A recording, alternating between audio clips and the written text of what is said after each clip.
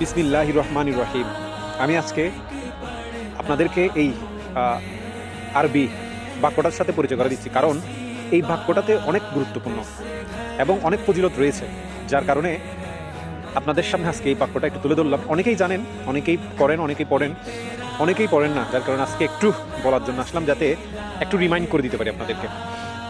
বিসমিল্লাহির রহমানির রহিম পরে যদি একটা কাজ শুরু করেন, তাহলে ওই কাজটা আপনার সফলভাবে শেষ করতে পারবেন, এবং ওই কাজ করার সময় আল্লাহর রহমত আপনার সাথে থাকবে এবং আল্লাহ খুশি হন।